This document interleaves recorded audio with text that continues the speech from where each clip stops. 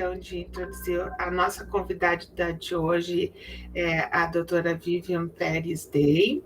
Ela é médica psiquiatra pela URGS, membro da Sociedade Psicanalítica de Porto Alegre, psiquiatra forense pela Associação Brasileira de Psiquiatria, coordenadora do curso de formação em psicoterapia do Centro de Estudos Luiz Guedes, que é do Departamento de Psiquiatria da URGS, né?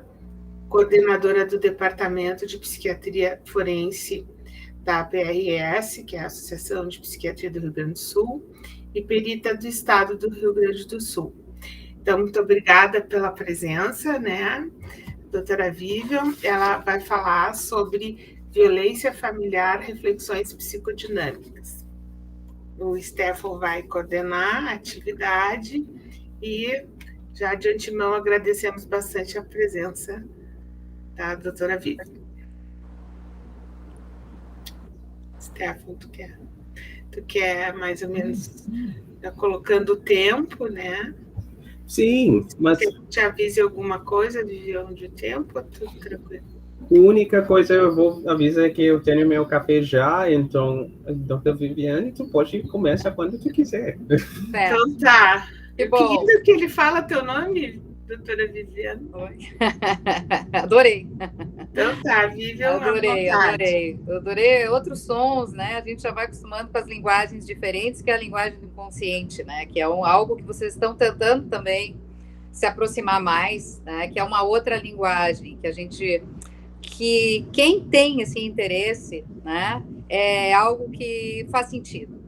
Então, eu acho muito, muito legal, porque a gente eu dou aula lá no curso de formação em psicoterapia também, para o pessoal mais jovem, que está se formando, a maioria, né, alguns são mais velhos, mas a maioria é mais jovem, terminando residência, alguns psicólogos se formando, e eu fico muito comovida como a psicanálise ainda faz sentido. Ainda faz sentido. É algo assim que as pessoas, não, mas a psicanálise já está ultrapassada, já tem coisas mais modernas, tem conceitos muito mais evoluídos, a ciência evoluiu tanto, a psicanálise ficou para trás, mas não ficou não, porque primeiro que os pacientes não sabem que a psicanálise está ultrapassada, eles continuam querendo se tratar. Segundo lugar, que ela faz sentido para muitas pessoas como uma forma de pensar. E, na verdade, né, quando o Freud escreveu aquele livro incrível, né, Interpretação dos Sonhos, que é o grande livro da vida dele, ele escreveu um livro que era para ser algo assim, meio popular, era um livro, né, onde ele descrevia como é que ele via, como é que ele tinha descoberto algo que para ele fazia muito sentido e que poderia ajudar muitas pessoas. No primeiro momento, ele achou que aquilo ia ser um belo tratamento. Depois, aos poucos, ele foi vendo que, na verdade, a psicanálise é uma forma de entender o aparelho psíquico, descobriu o que é o aparelho psíquico, que existe um aparelho psíquico, que existe um funcionamento que é muito mais importante, muito mais interessante, muito mais complexo do que a vida de vigília, né? Essa vida do dia a dia, que eu acho que a gente difere o que é mente e o que é psíquico, que é bem interessante essa diferença. Funcionamento mental, a gente fala em saúde mental, funcionamento mental, mas, na verdade, quando a gente fala de psicanálise, a gente fala de psiquismo.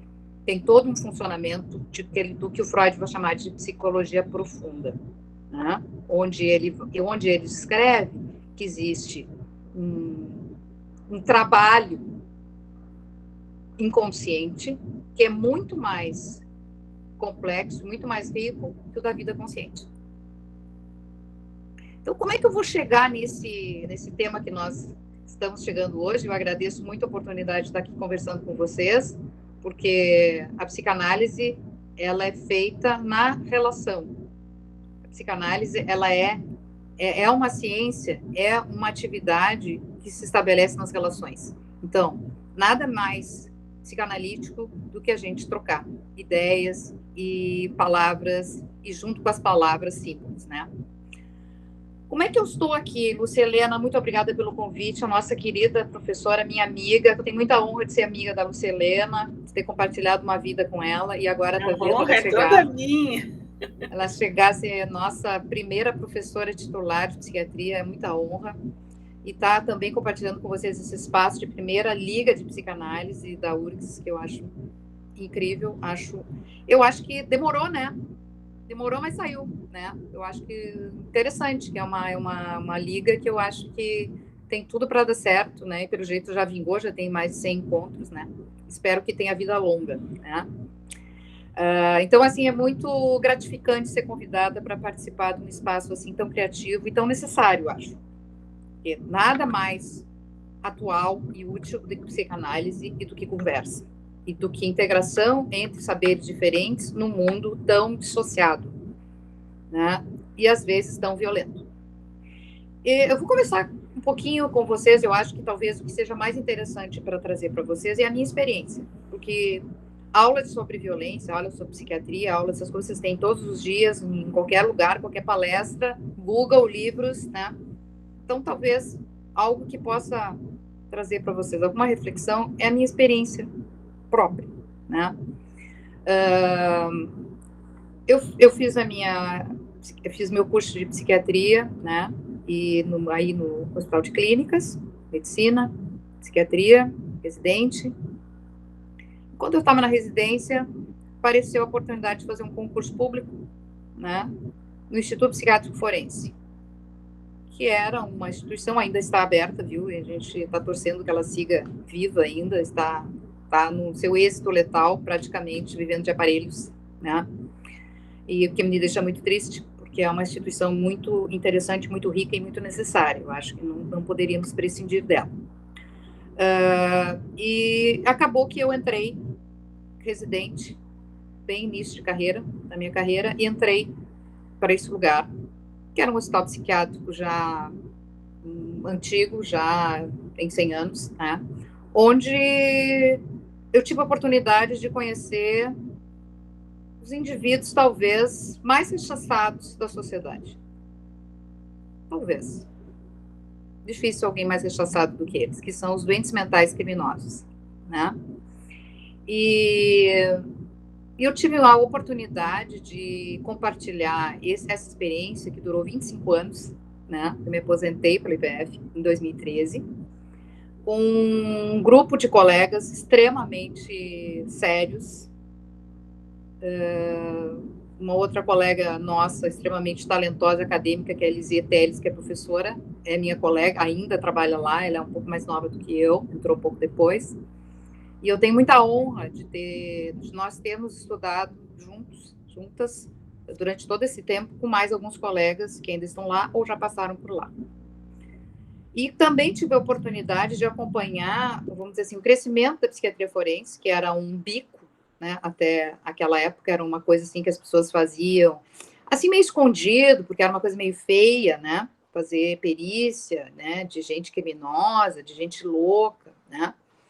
E aos poucos, né, com o Dr. Taborda, finado Dr. Taborda, que é uma pessoa que tem uma importância muito grande na psiquiatria gaúcha, que trouxe uma luz mais científica sobre o assunto aqui para o Rio Grande do Sul, e que trouxe também as primeiras vagas de residência em psiquiatria forense, né? Então, nós temos algumas vagas aí no Hospital de Clínicas, depois da morte dele, a Lisier tocou para frente, e nós temos, assim, já vários alunos formados nessas vagas e que são pessoas que estão engordando um caldo de cultura de psiquiatria forense de um jeito bem mais científico, diferente daquele tempo onde eu cheguei, que psiquiatra forense era uma coisa, assim, meio feia, né?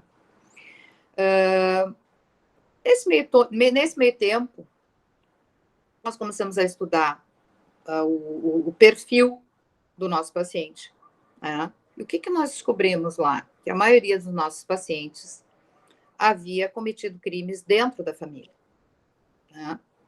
E achamos que isso deveria ser estudado. Por quê? E isso veio antes. Nosso primeiro trabalho foi em 2003.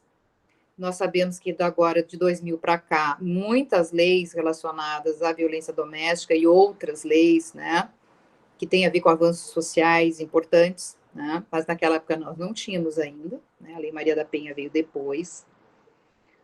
Estatuto do Idoso, Estatuto do Deficiente, são leis que vieram muito tempo depois. E naquela época não tínhamos tanto recurso para pensar sobre isso.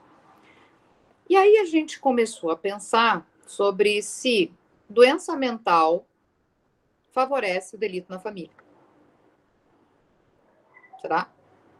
Será que o doente mental tem mais risco de cometer delito na família do que o resto da sociedade?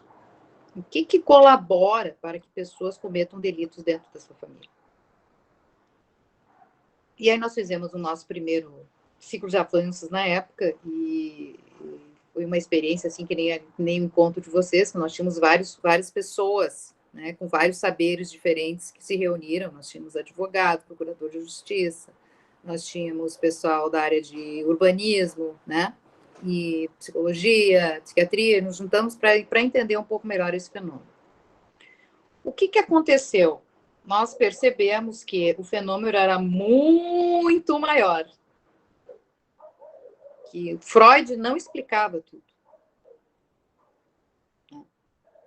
E que os fenômenos de violência, eles são muito maiores e que nós poderíamos, né, entender que parte da doença mental colabora, né?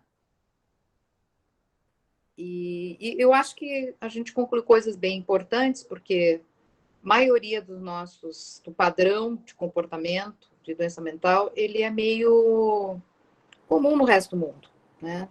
E a questão da violência doméstica, ela é um padrão, ela tem um padrão muito democrático, porque ela acontece mais ou menos em todos os lugares do mundo, né?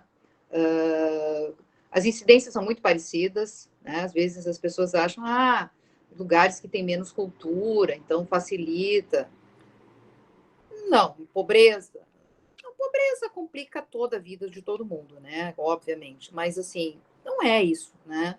Tanto que famílias mais abonadas do ponto de vista financeiro, às vezes tem até mais dificuldade, porque o agressor tem muito mais chance de esconder, né?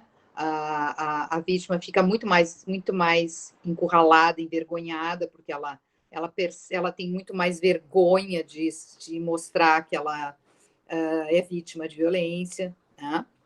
Então, nós fomos vendo que esse assunto de violência familiar, ele é muito maior do que a nossa filosofia já tinha entendido. O que nós descobrimos? Por exemplo, fomos comparar os perfis da violência da pessoa que vai para a prisão comum, da pessoa que vai lá para o IPF, por exemplo. Aí nós descobrimos o seguinte: prisão comum. Isso é um pouco diferente agora com as facções, eu acho que mudou um pouco, mas não muda muito, no sentido de que a maior parte das violências, né, que justificam penas privativas de liberdade, são patrimoniais.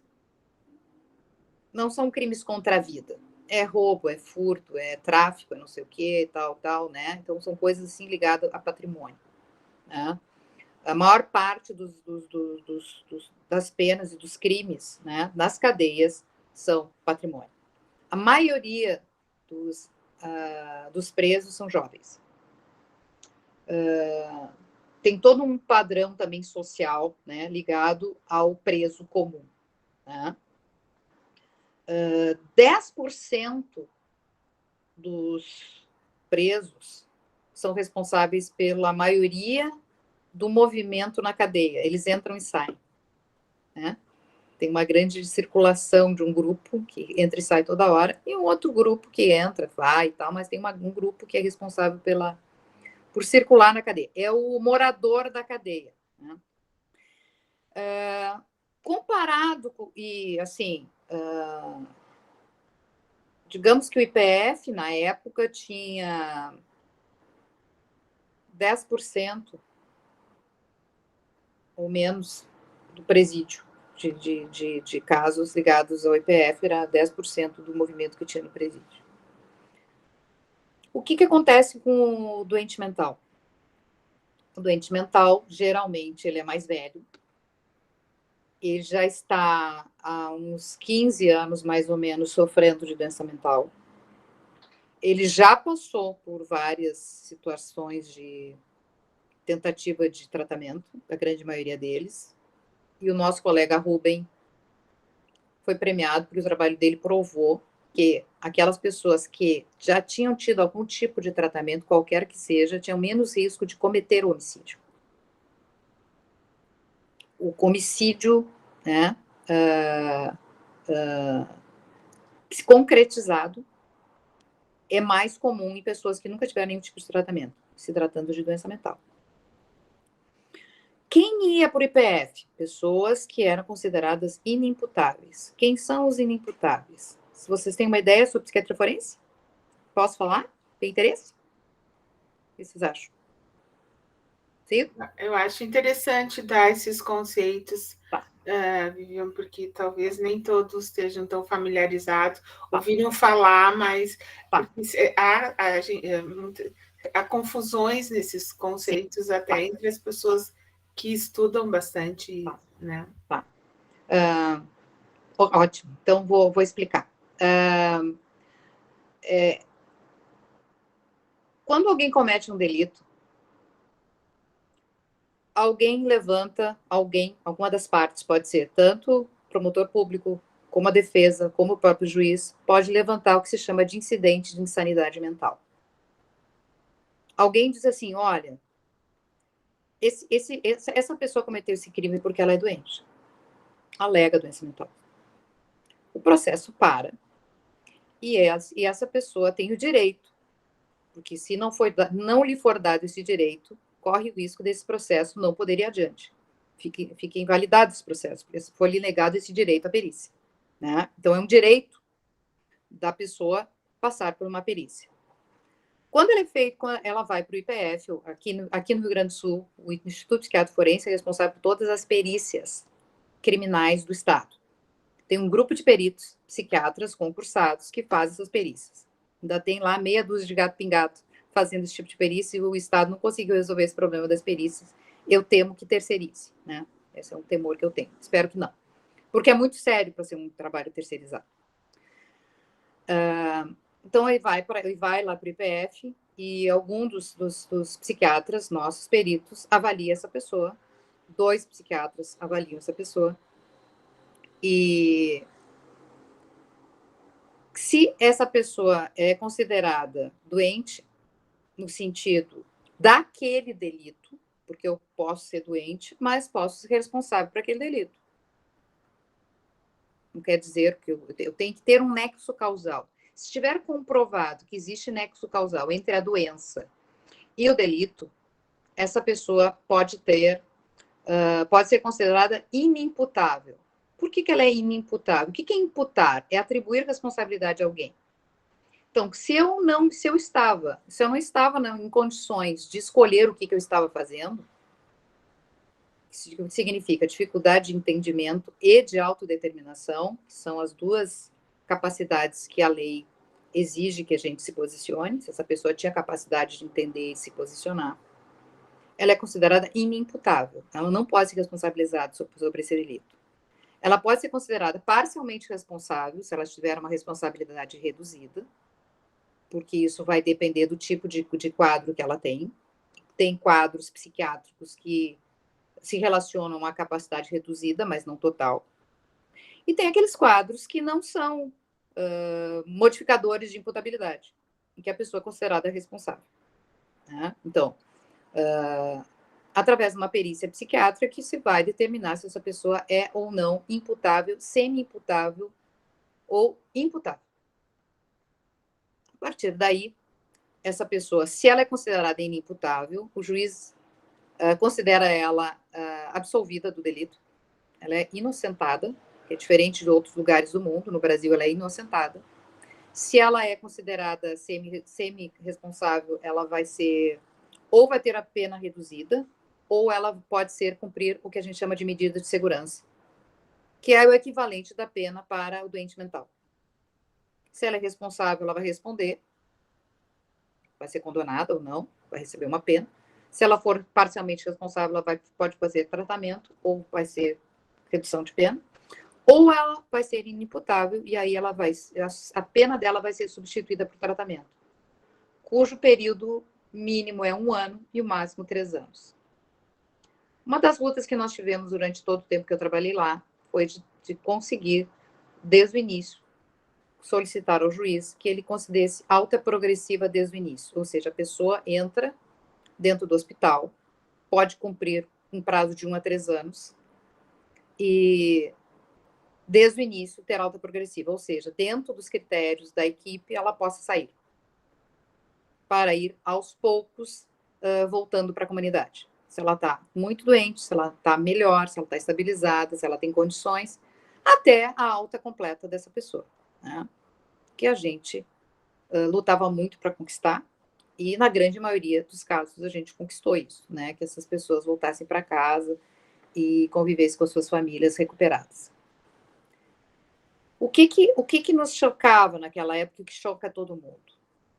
Puxa vida, mas o doente mental lá matou toda a família, né, esquartejou a família, fez tal coisa, matou a mãe. Geralmente, os delitos do doente mental era dentro da família.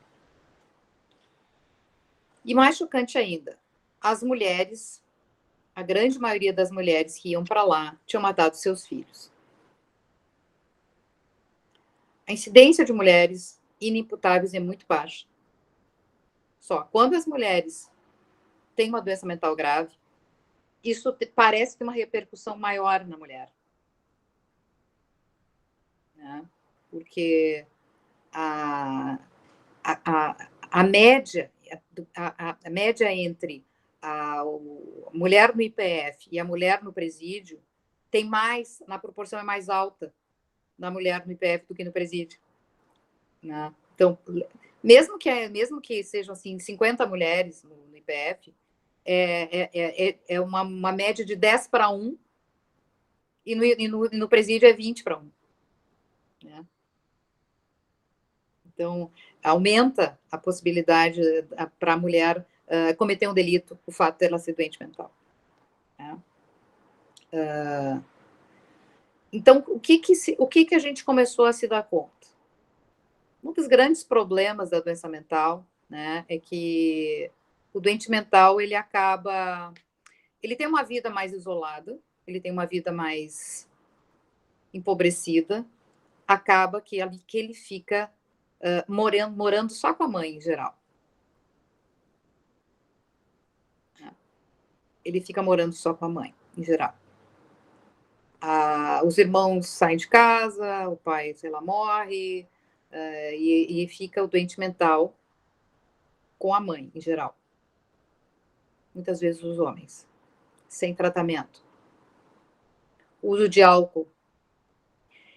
E, falando em psicodinâmica, esse édito, né, essa superexposição a uma relação edípica, né, um nível psicótico, entre outras coisas, né, provavelmente favorece que, lá pelas tantas, esse doente, ele, para se livrar de um adoecimento maior, cometa esse delito.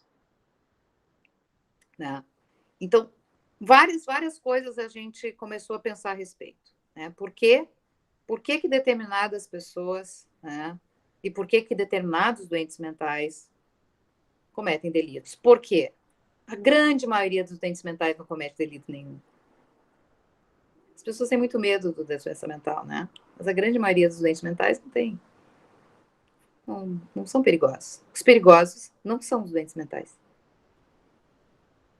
A doença mental favorece alguns tipos de delitos graves dentro da família.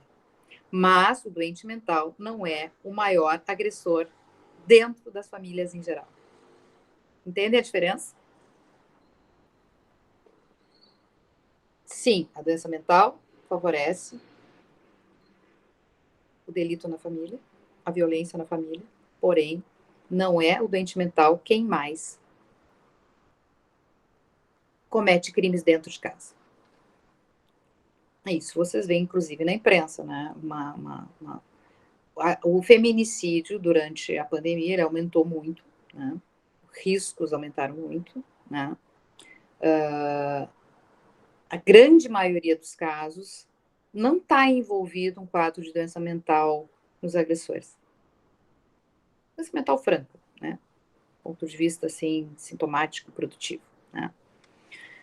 E aí nós vamos para o segundo momento da nossa conversa aqui, né? Como é que a psicanálise explica comportamento violento? Né? Nós temos duas vertentes iniciais, assim, né? Uma coisa mais reativa, né? Um primeiro tipo de possibilidade, né? O que nós fazemos quando estamos ameaçados? A gente se protege, a gente se defende, né? Nós temos vários tipos de defesa possível, né? O que o Dr. Freud vai nos explicar, por exemplo? Ele vai nos explicar que quanto mais simbólico nós formos, menos nós vamos estar corporificados, né? Por isso que ele falou o negócio do sonho, que é uma coisa muito genial, que ele disse o seguinte: o sonho é uma válvula de escape, é um processador mental, é um HD cheio, né? Então a gente tem as nossas vivências do dia, as nossas memórias, as nossas questões de personalidade, o jeito que nós vemos o mundo, o jeito que nós somos, e aí a gente deita e vai dormir. Quando a gente dorme, acontece o que ele vai chamar de regressão. Ele monta um pente, motor para o sensitivo. Ele diz que o aparelho psíquico faz esse pente toda hora. A gente vai do motor para o sensitivo, do sensitivo para o motor. A gente vai para um lado para o outro, né? Então, quando a gente está na vida de vigília, nós estamos prontos para agir, né? Prontos para agir. Né? Até aquela coisa assim, tá, segura aí, não fala aí, olha aí, fica aqui, te segura. Não vamos falar agora. Tá, falei, tá, disse, foi muito agressivo, fui demais, né? Porque a gente tá, quando a gente tá na vigília, a gente tá assim com os nossas defesas mais antenadas. Né? Quando a gente dorme, o que acontece? E aí olha lá no século passado, né? Final do século XIX e no século XX. O que o Dr. Freud diz para nós? Que quando a gente dorme, e no sono profundo, isso você sabe muito bem, porque todos os professores de educação física dizem que tem que dormir bastante, porque senão os músculos não se recuperam, porque senão tem relaxamento total, né? Para o nosso exercício físico funcionar, a gente tem que dormir bem, para que o nosso corpo relaxe e aproveite o exercício. Olha só, isso é um conhecimento muito antigo. Quando nós dormimos profundamente, no sono REM, o que acontece com o nosso aparelho psíquico? Entra uma atividade muito intensa, onde nós vamos tentar processar as nossas vivências. Então, o sonho é um processo. Num primeiro momento, a ideia é de que existiria vamos dizer assim, a realização de um desejo, seria algo que precisava ser, de alguma forma, processado dentro do aparelho psíquico, para que aquela pessoa pudesse, primeiro, diminuir um pouco a pressão, sabe assim, aquele balão que vai estourar e dá aquela murchadinha assim para não estourar. Então o aparelho psíquico dá aquela murchadinha, por quê? Porque tu vai conseguir no teu sonho fazer aquilo que quando tu estava acordado tu não podia fazer.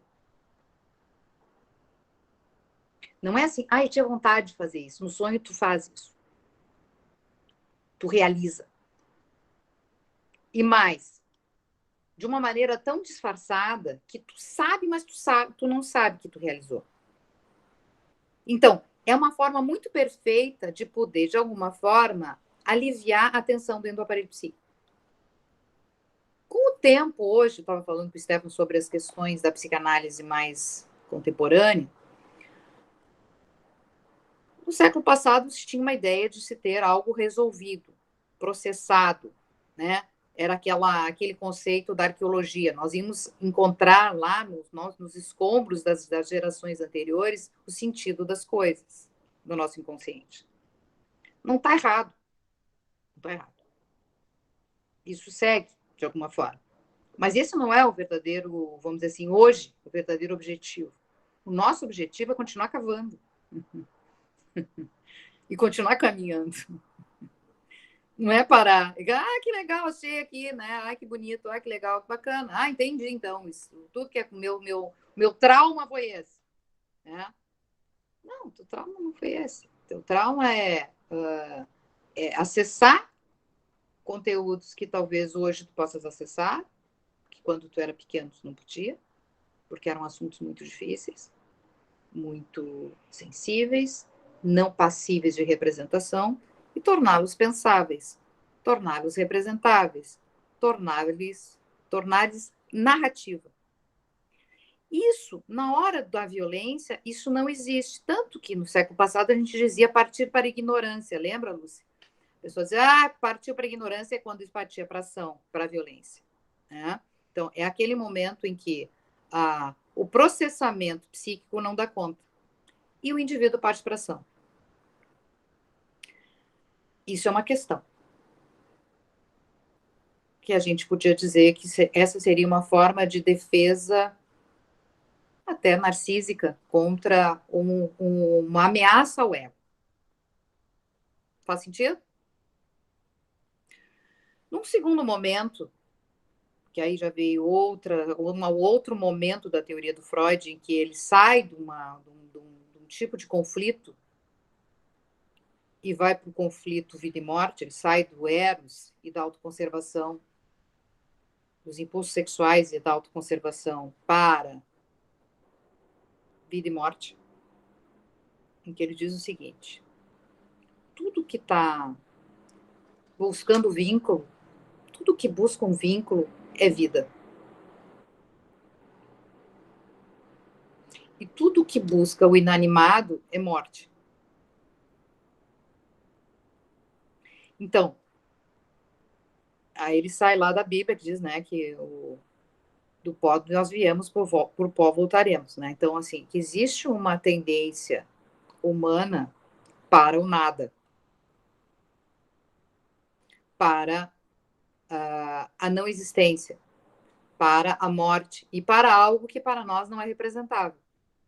Nós não temos representação de morte, porque nunca vivemos a morte.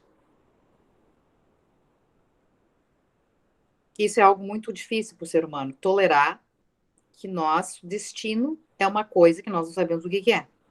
Só sabemos indiretamente, através da morte dos nossos entes queridos. Mas nós não temos registro de morte. Tem aquela semi-morte, momento de quase morte, coisas assim que são coisas que se estuda e tal. Mas morto, ninguém veio para dizer o que é. Né? Então, nós temos uma trágica essência mortal, mortífera, que é inerente à condição de vida. E mais, que é o mais incrível, que tem a ver com os paradoxos psicodinâmicos, explica a vida. Sem a morte, não sabemos o que é vida. Confere? Faz sentido? Para mim faz todo sentido. Por quê? Porque nós só damos sentido à nossa vida porque nós sabemos que um dia ela termina. Porque senão, jura que nós íamos fazer ginástica amanhã às 6 horas da manhã e não íamos fazer daqui a 60 anos, já que o corpício não ia mudar nada. Né? Jura? Não é? Dá tempo. Dá tempo ainda. Nos próximos 100 anos eu vou pensar nisso. Né? Não faz sentido? Eu acho que faz sentido também. Então, assim, é uma coisa muito incrível isso, né? Então, claro, nós sempre vamos tentar, de alguma forma, isso é o esporte favorito humano, se livrar da angústia, certo? Por isso que fofoca é bom. Falar que o outro é queixado, o outro que é sem vergonha, o outro que é filho da puta, o outro que não conseguiu as coisas, o outro que me incomoda. Não sou eu que estou incomodado. Não sou eu que sou o causador dos meus próprios males. Não sou eu que tenho que resolver a minha vida, né? Tanto que para as pessoas buscarem tratamento demora. Demora. As pessoas fazem 500 mil coisas, gastam um monte de dinheiro, fazem as suas cirurgias, viajam. Isso, Jean, a morte nos faz viver a nossa finitude. Concordo contigo. Concordo contigo. Acho que a morte é algo muito, muito, muito essencial da vida, né? E que bom que a gente sabe que termina. É importante a gente saber que as coisas... A gente quer que as coisas terminem, não é? A gente não quer ficar falando, eu tô adorando estar aqui, mas uma hora a gente vai querer que termine, porque senão vai começar a ficar chato, cansativo. Tem que acabar, né? Porque o acabar, de alguma forma, não é, ai, coisa boa me livrar. Não, quer dizer, ai, coisa boa, vai ter de novo, vai ter outra coisa. Eu quero ter de novo. É a primeira vez que eu converso com vocês, eu tô com uma sensação super boa. A próxima vez que nós conversarmos vai ser outra coisa. A primeira vez é uma sensação incrível. E a gente vai ter outras primeiras vezes.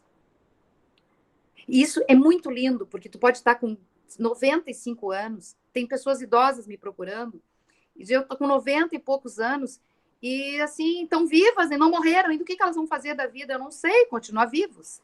Porque todo dia é uma oportunidade de uma primeira vez. Né? Então, isso é uma coisa... por outro lado, assustador e enlouquecedor. Né? Então, em determinadas situações, a gente imagina que essa angústia de morte, a gente pode tentar, de alguma forma, atuá-la. Certo? Então, eu vou acabar contigo porque tu é a razão do meu sofrimento. Tu é o meu inferno na Terra. Eu posso achar isso num momento de disrupção de sentido, e eu acho que isso também faz sentido na hora que uma pessoa se suicida. Ela tem um momento em que ela está no inferno na Terra, que não tem outra alternativa a não se sair daqui. Não tem outra alternativa. Acaba as possibilidades psíquicas de dar conta do sofrimento psíquico, e ela acaba com a vida dela. Né? Ou ela acaba da vida dos outros, e o suicídio, de alguma forma, acaba com a vida de um monte de gente que está em volta. Né? Então, assim, tem um movimento do projetar no outro o sofrimento, e eu quero acabar com o meu sofrimento, então eu acabo contigo. Mas tem um outro detalhezinho, que é a outra questão que a gente observa, por exemplo, nos movimentos perversos, que aí eu vou para outros níveis de pensamento que eu gosto de pensar, porque eu gosto de ter a minha matemática pessoal de entender como é que a cabeça das pessoas funciona. Né? Muitas vezes aí o Freud me ajuda, mas não é só ele, tem vários autores, mas a matemática básica do Freud, ela me serve para o beabá. Tá? Depois eu boto o resto em cima, mas eu acho que é o beabá de todos nós, é o Freud, né? Daquele beabá do Freud, ele me recorre, ele me ajuda, ele me bota no chão, né? É onde eu caminho em cima, né? O Freud fala em 3 mecanismos de defesa muito básicos, tá? Ele fala de repúdio, ele fala de desmentida e ele fala de repressão, tá? Ele vai falar o seguinte: repúdio é o funcionamento que explica a psicose. O que é o repúdio? Eu não quero essa realidade, eu não aguento essa realidade, eu repudio essa realidade, eu não consigo conviver com essa realidade, eu vou substituir por outra. Não quero essa realidade. E muitas vezes o nosso paciente doente mental, ele está exatamente no auge da doença, em que ele está repudiando a realidade, e aquela família, e aquele familiar é o responsável pela realidade externa. Que eu quero acabar. Né? Então, essa é uma questão importante, que eu acho que ele está ligado a um tipo de ser humano que realmente, naquele momento, está numa realidade outra. Por quê? Porque a realidade como ela é, ele não aguenta. E vamos combinar que, em parte, todo mundo tem um lado que tem um dia que não aguenta a realidade, né? Todo mundo tem um lado psicótico da mente, né? Da personalidade, diria Dr. Bion, né? Em alguns, esse aspecto é maior, em outros, ele é menor. Né? Mas lidar com a realidade toda, sempre, ninguém aguenta. Diria Ferreira Goulart, precisamos de poesia porque a vida só não basta. É isso, são várias alternativas, tem música, tem várias alternativas para se lidar com a realidade, porque a realidade humana, muitas vezes, ela é insuportável. Né? Então, a gente até entende que em determinadas pessoas isso aconteça. Né? E eu até me lembrei de uma fala, quando a minha irmã engravidou, ela foi lá conversar com o obstetra, e ele disse, olha, eu tenho que te explicar uma coisa, as pessoas botam telas nas janelas, porque muitas vezes elas têm que botar tela para proteger as crianças, de tu não atirar as crianças pela janela. Né? E todo mundo ri dessa piada, porque todo mundo entende, porque isso é uma realidade. Não tem ninguém que não tenha uma vontade de atirar alguém pela janela, o próprio filho, sei lá, alguém, em determinado momento da sua vida. Por quê? Porque a realidade, sempre, excesso de realidade, ninguém aguenta. Tá? O que a gente não aceita? A gente não aceita que a pessoa faça um furo na tela, atire a criança pela janela, ligue para o advogado e diga alguém atirou a criança pela janela. Que é a história da Nardoni, né? Aquela história da Nardoni, que atiraram a criança pela janela e inventaram uma cena e uma mentira deslavada, com a cara dura, disseram que a criança tinha sido atirada por uma pessoa estranha e tinha entrado no apartamento e atirado pela janela. Isso ninguém aceita. Vocês entendem, né? Quando um psicótico mata toda a família, ou mata a mãe, ou mata a filha, eu me lembro de um paciente nosso, o Silvio. O Silvio é um cara muito inteiro. E aí ele conta, o irmão contou para mim, doutora, o Silvio, quando eu cheguei lá, ele estava com as facas na mão, porque o doente mental ele não se esconde o corpo, tá? E não limpa, tá? A cena, ele não limpa, ele fica ali, né? Sujo de sangue, sujo de fezes, mal, em surto, né? Ele disse assim, doutor, ele disse assim para mim, mano, eu matei a mãe, né? Eu matei a mãe. Esse irmão nunca abandonou esse irmão. Não tirou o direito desse irmão receber a herança, porque quem mata o ascendente não tem direito à herança.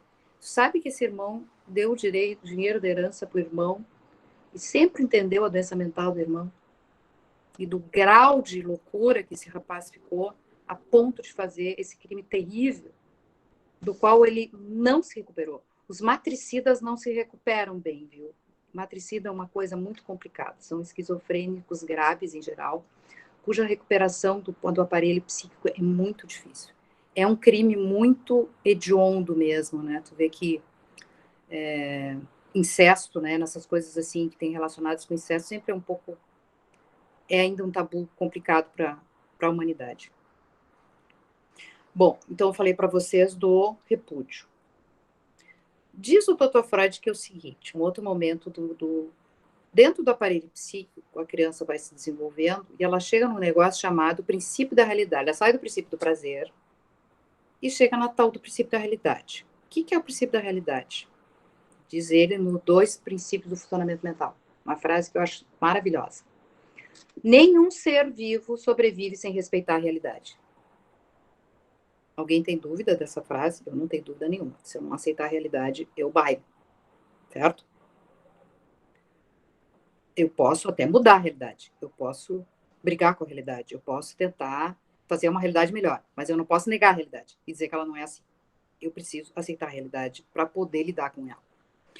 E isso ele diz o seguinte, isso vai acontecer lá pelos 2, 3 anos de idade. Que junto do desenvolvimento é um momento que aparecem as diferenças. A criança se dá conta das diferenças. Ele fala diferença de sexo, diferença de tamanho, diferença disso, diferença daquilo. A criança começa a se dar conta que ela é pequena, que o pai é grande, que o menino tem assim, menino é assado, fulano faz isso, fulano faz aquilo. Se eu fizer isso com a minha mãe vai me dar castigo. Se eu fizer aquilo com meu pai, vou ganhar o que eu quero. Se eu botar o dedo na tomada, eu me queimo. A criança começa a entender o que é a realidade. Nesse momento do desenvolvimento, dizia o Dr. Freud, algumas crianças não conseguem passar bem por isso e desmentem uma parte da realidade. que ele vai explicar, por exemplo, naqueles indivíduos que têm fetiches. Prefere o fetiche a uma vida genital adulta. Por exemplo, prefiro me masturbar com as calcinhas que eu roubo das minhas irmãs e das vizinhas do que uma vida sexual adulta. O fetiche é mais interessante do que a relação. Eu pego uma parte da realidade e substituo por outra. O que ele vai chamar de desmentida. O que ele vai chamar que tu desmente uma parte da realidade. E isso abre caminho para vários tipos de funcionamento perverso. Onde eu digo assim, não. Pedófilo diz assim. Aquela guria vinha se oferecendo para mim. Que guria? A filha. O que quer se oferecer? Andava pela casa de calcinha. 5 anos de idade.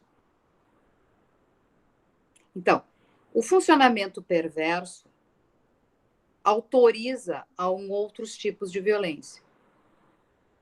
Onde eu troco o objeto do meu amor e, vamos dizer assim, a meta por um outro tipo de ligação que é mais interessante para mim. Por exemplo, é muito mais interessante para mim eu pegar a vítima, deixar ela sob meu controle, ela pedir pelo amor de Deus que ela não quer morrer, e eu ficar cortando aos pouquinhos, né? Eu seduzindo um pouquinho, eu maltratando um pouco, fazendo ela chorar, fazendo ela sofrer, cortando um dedinho, uma perna, estuprar depois de morto a minha vítima. Ou seja, eu troco o prazer de me envolver com alguém pelo prazer de ter poder sobre alguém. Então, esse é um desvio que acontece em determinadas personalidades e quadros desviantes que substituem realidades por outros tipos de realidade que distorce, né, uma parte da realidade e nega uma parte da realidade substitui. Prof, tem uma pergunta. Não sei se dá para interagir no meio, ou tu prefere... Não, eu acho que sim. Acho que é uma coisa que a gente esqueceu de falar. O tema é complexo e eu vou indo, isso. Vai me cortando. É uma conversa, né? Uma conversa. E é pesado, né, o assunto. Sim, e se a gente for deixar as perguntas todas para o final, vamos acabar esquecendo. Isso. Pode falar. Não, essa questão do perverso que tu vem falando é uma forma de objetificar também, né? Mais do que ter uma relação. Exato. É uma relação com um objeto parcial. E eu até fiquei... Sim. Eu tiro, vamos dizer assim, a especificidade daquela pessoa. Ela não é uma pessoa, né? Ela passa a ser um fetiche para mim. Né? Eu tenho interesse naquela parte dela que me interessa, que é a parte que vai me dar o gozo do controle. Né? Sim. Não estou me relacionando contigo, estou me relacionando com uma parte. Uma mulher lá que eu peguei, ou uma pessoa, ou sei lá quem. Ou até um bicho, ou um cachorro, ou sei lá o quê. Eu posso fazer perversidade com cachorros, né? Não importa o quê. Importa é isso, é o que o Grimm vai falar em desobjetalização. Sim. Deixa eu só dar um pitaquinho rápido aqui. Eu estava me lembrando da questão, tu estava falando, estava me lembrando muito do que a gente está vivendo hoje, enfim, e também do Holocausto, né? E uma das coisas que se fazia era transformar o nome da pessoa em número. Sim. Não é por nada. Sim. É um número, não é uma pessoa. Então, sim, aquilo do perverso é aquilo, não é um ser humano. Exato. E vários procedimentos que são feitos para transformar a pessoa numa pior que uma coisa. Porque uma coisa para um perverso ainda pode ter uma utilidade, mas assim, é tirar todas as características de ser humano, né? Sim, sim. Isso é O Green fala bastante sobre a questão da perversão hoje, né? Que é exatamente isso, tu tira a especificidade do objeto, né? Todos esses, por exemplo, tu vai campo de concentração, cadeia, raspa o cabelo, raspa o cabelo, bota um uniforme, bota um número, chama de interno, preso tal, número tal, cela tal, né? O inimigo tal, os tal, né? Os vermelhos, os isso, os aquilo. Quando a gente agrupa, assim, generaliza e bota tudo num saco, né? Os isso, a aquilo, a gente, de alguma forma, está usando um pouco esse tipo de raciocínio. A gente pega todo mundo, bota todo no mesmo saco, né? E é mais fácil de criar inimigos também, e projeções maciças, né? Porque, normalmente, essas pessoas, elas projetam, né? Elas coisificam e projetam maciçamente, né?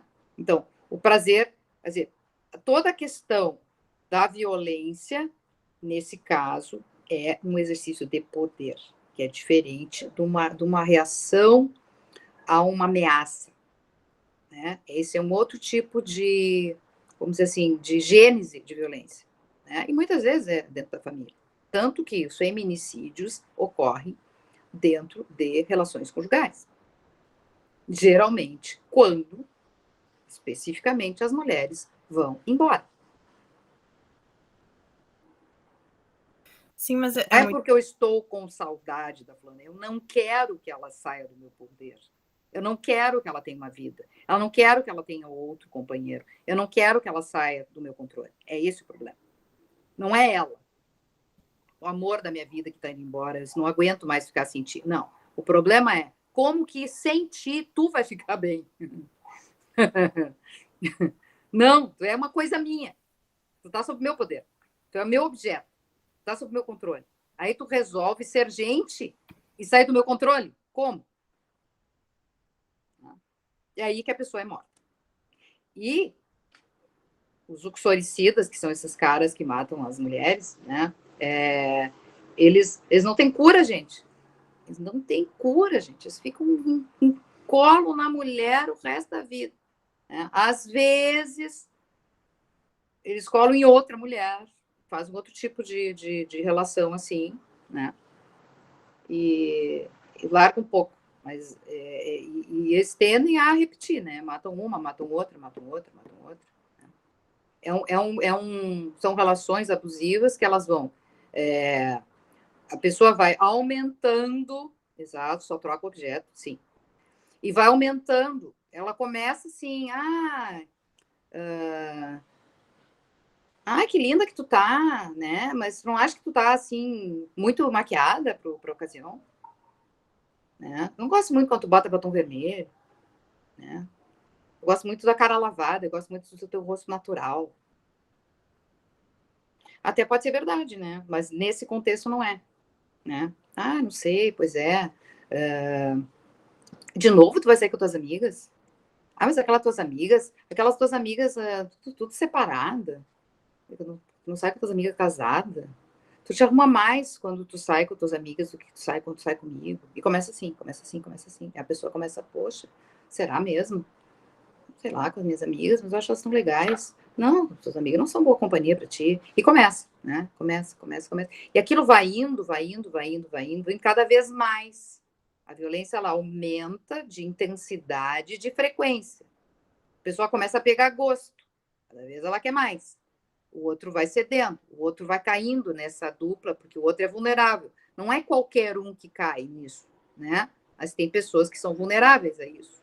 Assim como tem doentes mentais que são mais vulneráveis à violência, e vítimas também, mães que estão mais vulneráveis à violência, existe também, nesses quadros assim, de violência de perversos, né, em que há sempre uma vítima que é mais preferencial. Ele vai procurando até ele achar uma pessoa que cai.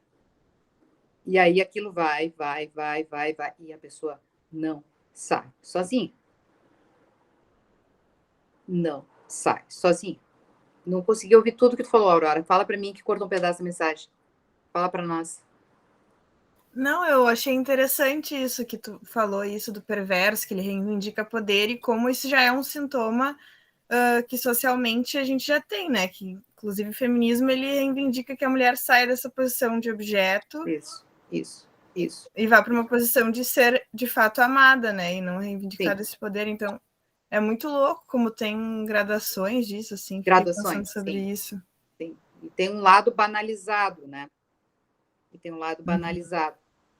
E isso tem conotações várias, né? E tem padrões, né, mais sérios. Existem personalidades psicopáticas, né? Personalidades paranoides que são mais passíveis de exercer esse tipo de agressão, né? E tem algumas personalidades de vítimas, masoquistas, dependentes, que têm um pouco mais de tendência também de cair nesse tipo de controle. Sim. Controle. Então, é por isso, assim, que isso que a gente está falando, das questões sociais, dos movimentos que ajudam essas pessoas a saírem. Porque a pessoa está lá no meio dessa relação, ela realmente começa a acreditar que ela é a causadora. Tem aquele gaslighting, né, que a pessoa começa a dizer que ela está louca, que ela não está, sim, forçados e aceitos. E, assim, normalizados, né. Acho que isso, olha, mudou muito. Eu acho que nós vamos conseguir, assim, pelo menos, né, quando o Harari diz que todo mundo fala assim, o mundo está cada vez pior. Eu sou da linha do Harari. O mundo nunca esteve tão bem, viu? Né? Nunca esteve tão bem. Isso que a gente está falando aqui é muito recente, gente. Os direitos da mulher foram adquiridos em 1990 e o ano da Lei Maria da Penha, meu Deus. Tu lê, tu fica impressionado. Foi ontem. Foi ontem. O preço que a Maria da Penha pagou.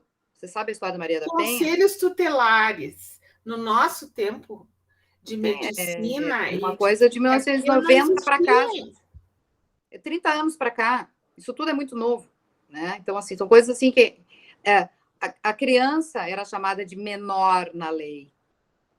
Era o menor. Tu vê que era um conceito perverso. Né? Tirava a identidade da criança, ela não existia como ser de direitos até o ECA. Até o ECA. A criança não era sujeito de direitos, gente. Ela era um menor perante a lei. Isso significa que ela tinha menos direitos perante a lei. A mulher tinha menos direitos perante a lei. Do século do século XXI, o marido não ter direito à virgindade da mulher. Coisas assim. Né? Então, são coisas assim que... inacreditável. O voto também, o voto feminino... coisa muito... 70 assim, era assim. Do último país era que assim. Caiu o voto, que a mulher podia votar. Sim. E não estamos falando de direito da mulher, mas assim, os homens também padecem muito mais. Os homens morrem muito mais do que as mulheres. As mulheres morrem em casa. Os homens moram na rua.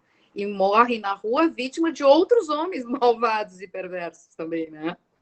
Tem isso, né? A violência ataca muito os homens. A violência do campo público, do campo privado, são as mulheres. As mulheres morrem em casa. Isso é muito assustador. O lugar mais perigoso para uma mulher viver é na casa dela. Né? Os homens na rua, expostos a muita criminalidade. Né? Então, assim, são outro tipo de violências perversas que os homens sofrem. Quer dizer, essa questão machista ela é ruim para todo mundo, porque ela estoura para todo mundo. Todo mundo sofre um bocado com isso. Né? Mas, enfim, também em função... Prof. Oi. Desculpa interromper. Desculpa interromper. Não, só queria comentar um dos fatores que a gente pouco aborda da violência doméstica que o homem sofre, né? A mais comum, que a gente costuma não comentar, é a doença doméstica que o homem sofre no período senil, né? Quando o homem é tem bem mais idade que a esposa, né? Sim. E a mulher acaba abusando violentamente desse parceiro, né? É um estágio de vida em que o homem sofre esse tipo de violência doméstica, né? Exato. Diferente da mulher que pode sofrer violência doméstica nesse período de vida e todos os outros também, né?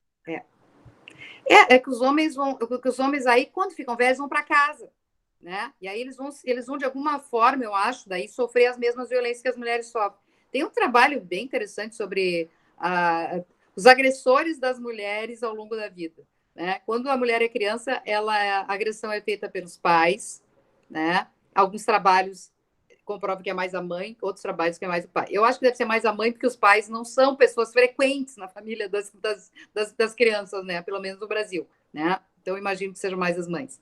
que provavelmente se sentem também sobrecarregadas e exaustas e também sobrecarregam as crianças. A violência é um efeito dominó.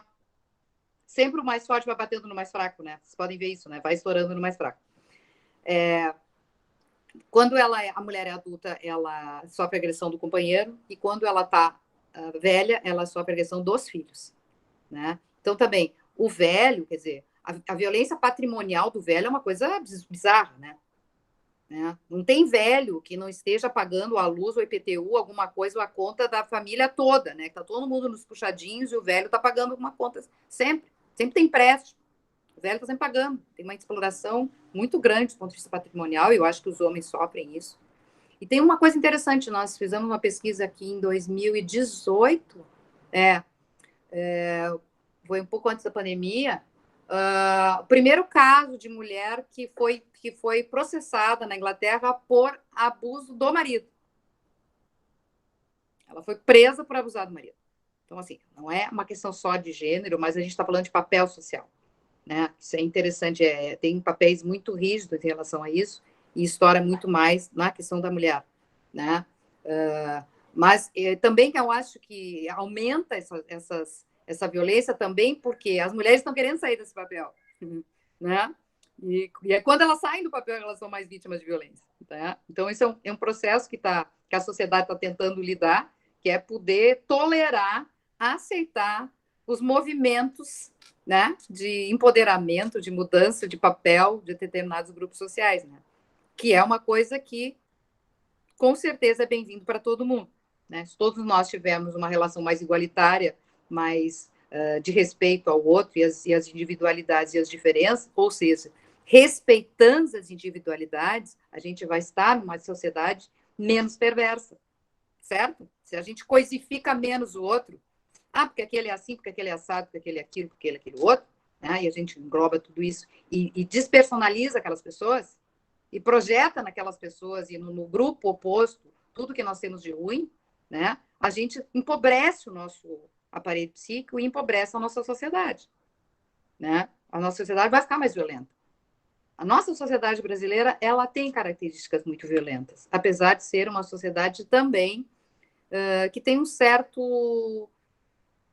consideração pelo outro. Eu acho que tem uma coisa boa brasileira que eu tomara que prevaleça, apesar de todas essas coisas difíceis que nós estamos vivendo, que tem a ver com muita desigualdade.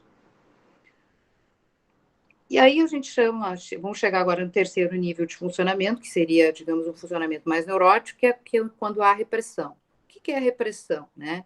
É quando a gente, de alguma forma, a gente incorpora, né? Isso vai se dar no final do complexo de Édipo, né? O que acontece no complexo de Édipo? Eu, criança, menino, me dou conta da minha vã insignificância no mundo, eu sou só uma criancinha. Eu sou só uma criancinha, não posso fazer nada, não posso casar com a mãe. O meu pai e minha mãe ainda fazem outro filho. Dependo para tudo, não tem dinheiro, não tem nada. Eu sou tão bonzinho e fazem mais filho. Ou vão embora e casam com outra pessoa. E tem outro filho com outra pessoa. E me deixam com a avó, sei lá o que fazem comigo. Eu sou uma pessoa muito desamparada, eu, criança. Mas eu, de alguma forma, vou estruturando o que nós chamamos de superego. Por que é um superego? Porque superego só nós temos. Ego e id, tem uma cachorrada toda que tem aí de espécies aí. Agora, superego só o ser humano tem. Por quê? Porque o superego é uma organização muito complexa, que tem a ver com aquele ideal que todos nós criamos a partir do que nós deveríamos ser, e que isso se cria dentro de uma relação familiar, sei lá, alguém que funcione como modelo para ti. Muitas vezes nem é teu pai e tua mãe, é aquele vizinho, é aquela avó, aquela pessoa, aquela mãe da amiga, aquela pessoa que foi muito legal contigo, o teu padrasto, sei lá quem, o tio não sei quem, pessoas que estão do teu grupo e que te trazem. A gente é uma esponja de influências e identificações na infância, né? E aquilo tudo vai tomando um corpo dentro da tua cabeça. E aí o que acontece? Quando a criança ela termina assim aquela primeira infância, que ela vai sair para a escola, por exemplo, ela já sai dessa primeira infância com uma sensação primeiro, de que ela existe, ela foi querida de alguma forma, foi protegida e alguém salvou essa criança de não enlouquecer, não se perverter e chegar numa idade suficiente para ela ir para a escola com vontade de aprender, porque a criança que chega na escola, ela tem vontade de aprender, porque ela vai ter energia para isso. Isso significa que várias coisas dentro dela têm um significado. E aprender significa aumentar os significantes, ampliar o teu aparelho psíquico. Deixar de ser uma criança que é bobinha e brinca lá em casa, para ser uma criança que vai aprender a ler. Isso para o aparelho psíquico é algo muito sofisticado, complexo, palavra, representação palavra. E a representação palavra, ela não deixa de complexizar e se tornar mais incrível ao longo do tempo. Né? Quanto mais vida nós temos, quanto mais nós vivemos, nós mais enriquecemos a significação das palavras. Porque a gente vai colocando significados nela. A gente vai incorporando memórias afetivas importantes, né? E faz com que a gente deixe de querer ter literalmente o pai e a mãe para querer ser como o pai e a mãe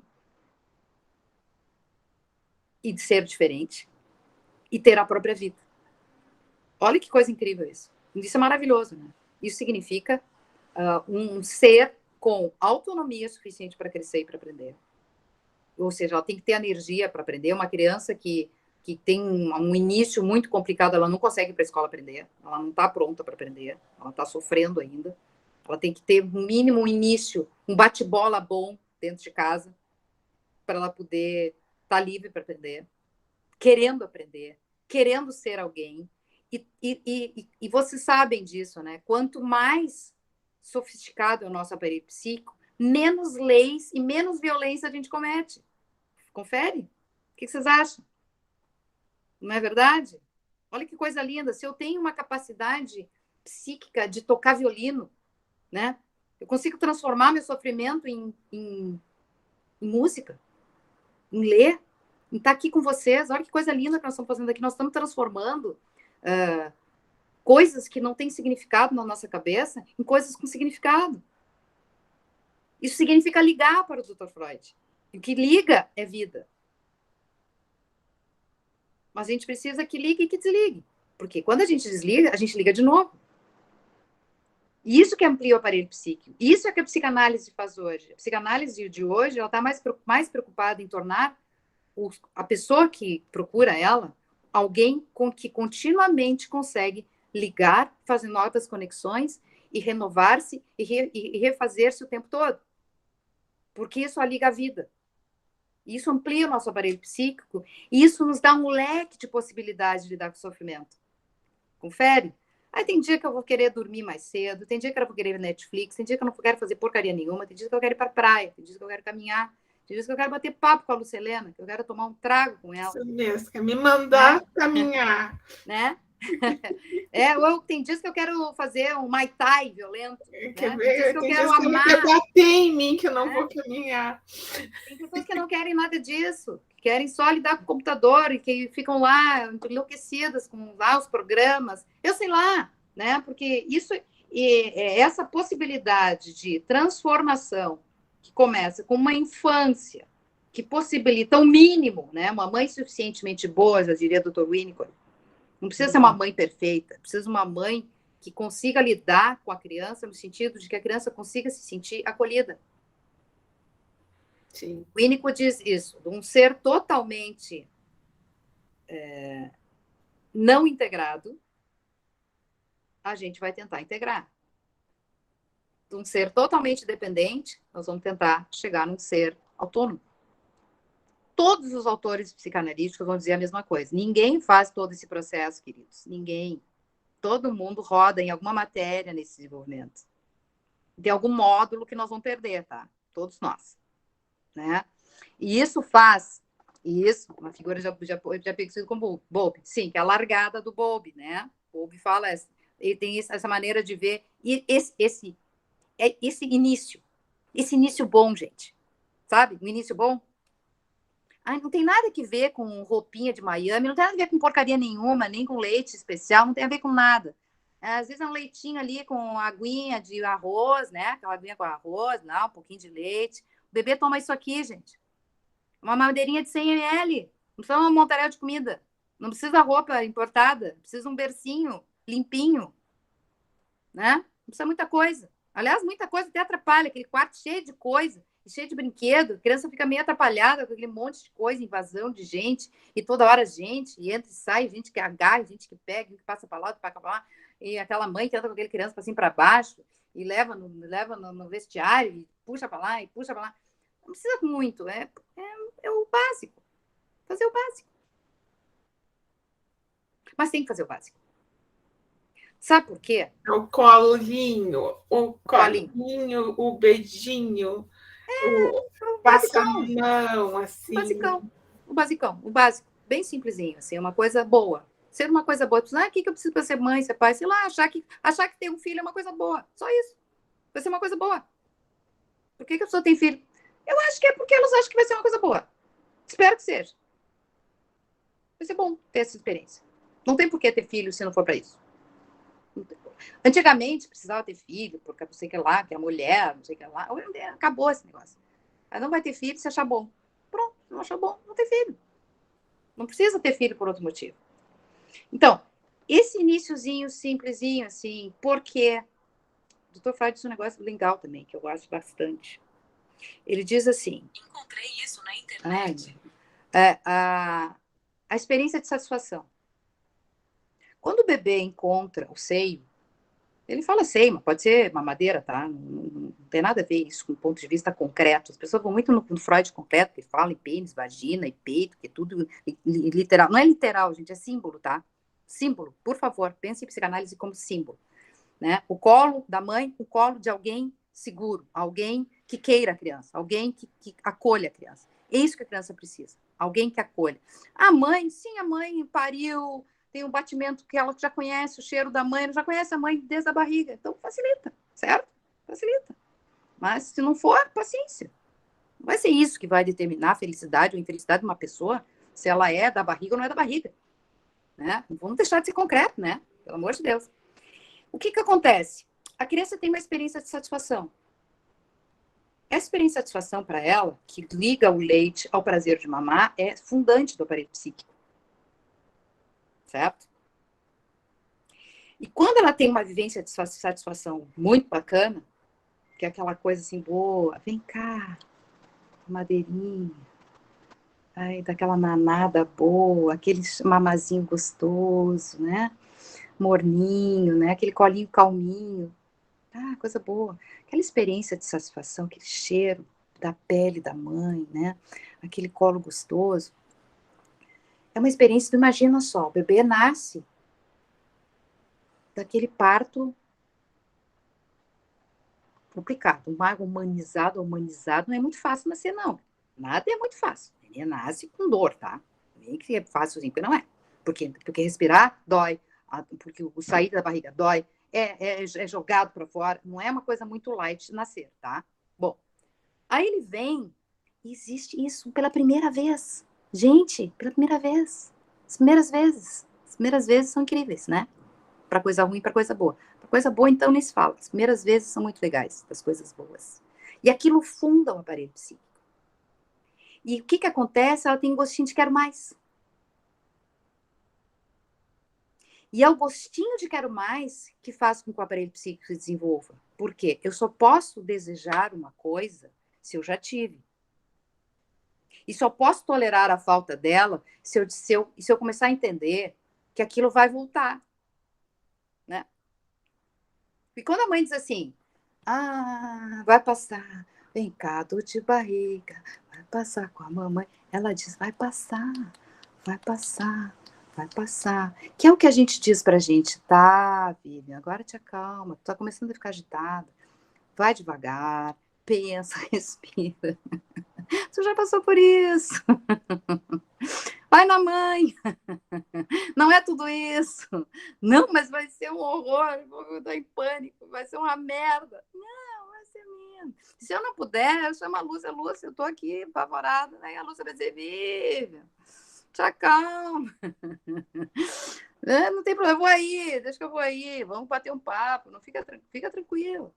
Porque esse é o aparelho psíquico, ele vai se desenvolver na falta, gente. Na falta. Quando a gente está pleno, né? A gente usa muito essa expressão, a gente está pleno, a gente não está procurando nada, a gente está pleno. Mas aquele pleno demora muito pouco. Daqui a pouco a gente já quer de novo. Quem é craqueiro quer no exato segundo que termina o efeito, né? O tal da recompensa, né? Mas nós, neuróticos, ai, a gente tem culpa. Ai, meu Deus, que eu querer de novo, tão ligeiro. Ai, meu Deus, e será que é feio? Será que é bonito? Né? Ai, será que eu vou me ver? Eu assim aprontando isso. Será que a minha mãe vai gostar? Será que vai ser legal? Ai, que feio. Ai, que bom. Ai, que culpa. Ai, que medo. Né? Então, a gente tem várias defesas neuróticas, né? Que se iniciam na infância, né? E que vão para a vida adulta. Aí, às vezes, a gente diz para o adulto assim, tá, mas agora tu é adulto. Ah, porque a minha mãe, porque meu pai, porque não sei o que, tá, mas tua mãe agora não tem mais a mesma importância, a mesma força que ela tinha quando era criança, né? Ou seja, existe um sofrimento neurótico que persiste na vida adulta, né? Que é uma defesa que, lá pelas tantas na vida adulta, ela fica pior do que o medo do que pode acontecer, né? Sabe quando diz assim, pá, eu tenho uma cicatriz enorme aqui na minha cabeça, que quando eu caí, eu fiz uma machucada aqui, ficou horrível. Aí a pessoa olha, e aí, eu não tô enxergando nada. Tem mesmo, mas é que tá. Não, aqui, ó, tá aqui, ó, grande aqui, eu levei um tombo, machuquei, assim, mas eu não tô vendo grande coisa. É mais ou menos isso que acontece com a cabeça da gente, né? A gente fica marcado e bota, assim, umas camadas de maquiagem, né, em cima de traumas, né, e aquilo fica assim, e na terapia a gente vai olhar para esses traumas e dizer assim, só um pouquinho, vou tirar essa maquiagem aí, só um pouquinho, vamos ver o que sobrou aí desse teu trauma. Vamos pensar sobre isso. Ah, mas e se eu tirar a maquiagem? Não, aqui tu pode tirar a maquiagem, a gente não tem problema. Se for feio, não tem problema. Não conto para ninguém que é feio. Vamos olhar como é que é esse buraco aí que ficou no teu mundo interno. O que tem aí? O que sobrou? Né? Então, o neurótico é essa pessoa, né, que, se for violenta, e o neurótico muitas vezes geralmente ele vai ficar muito culpado. Mas aí vai ter uma culpa consciente. Porque nos outros casos existe culpa, mas essa culpa ela não é consciente, ela é atuada. Por isso que o psicopata tem vida curta. Porque ele vai até ser punido. Ele tem o que a gente chama de um superego primitivo. Ele busca a culpa. Ele busca a cadeia. Ele não para. Ele não para. Primeiro porque ele tem uma adrenalina com a repetição, a coisa do gatilho, né, para recompensa. E porque, no fundo, ele tem muita culpa e ele precisa ser capturado. Ele vai até ser capturado. O neurótico, né, fica aquela coisa, será que eu faço? Eu acho que não. Acho que não está na hora ainda, não estou preparado emocionalmente. Coitado. É que eu me lembro muito assim, ó, da histérica, a gente chama histérica, que não tem nada de pejorativo nisso, porque, infelizmente, o pobre das histéricas ficar, porque a histérica virou desaforo, não é isso. Mas o transtorno conversivo, por exemplo, que é de nível neurótico, vai lá, pega uma faca para dar em alguém, o que acontece? Desmaia. Paralisa o braço e sai lá toda torta e não executa o ato, porque é de nível neurótico. A defesa que usou impediu de fazer o ato, né? Completamente diferente do que a Vivian está falando da psicopatia. Exato. E se culpa, né? E se culpa. Aliás, né, E dá um jeito de defender o outro também, né? E se defender de não cometer o ato quando a coisa é mais grave. Ou se faz alguma coisa, pede perdão por ter nascido. Exato. Sim, ela de alguma forma... Acaba com a própria vida, acaba se sabotando, enfim, se ralando de culpa. Se rala. Ela que se rala. Bom, toda a teoria freudiana foi em cima dos histéricos, né? Que a gente chama de histéricas, né? Como se fosse uma coisa só de mulher, né? São histéricos, da histeria. Né? Tem muito homem histérico. Tem muito homem histérico. E a gente não se dá conta, porque eles fazem e aí parece assim, todo mundo fica mais assustado e é um grande espalhafato. Exato. Mas tem toda essa teoria psicanalítica em cima desses quadros que não tinha solução, né? Um horror, né? Um horror. E não tinha solução. Sabe que existem muitos diagnósticos que a gente não faz, né? Porque sabe que diagnóstico psicopata é muito difícil de fazer? As pessoas não fazem diagnóstico psicopata. Incrível. Histérico também quase não se faz diagnóstico de histeria, né? É bipolar, é border, é não sei o que lá, é dependência química. Às vezes até tem essas coisas, mas na base é psicopatia, às vezes. Né? Então, assim, tem vários quadros que a gente tem dificuldade de fazer o diagnóstico. Né? Porque é muito pesado para a gente fazer esse diagnóstico. Coisa, né? É difícil a gente fazer esses diagnósticos. Né? Mas eles estão aí. E tem bastante.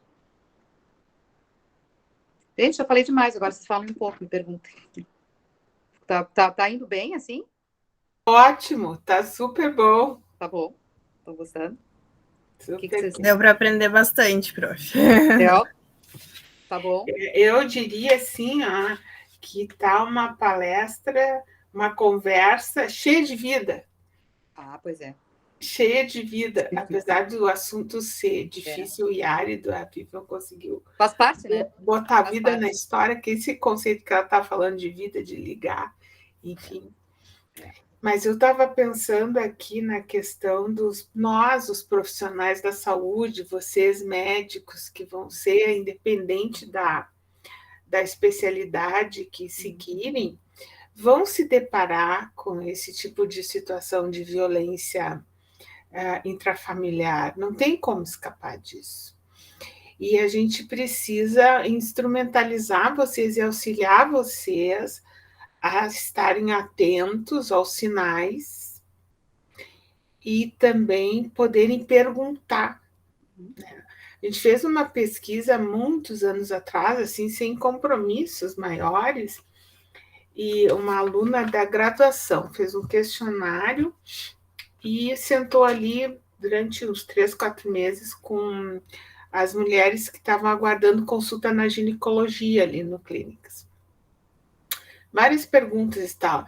Você sofre abuso, violência, estupro e tal. Contou para o seu ginecologista? Não.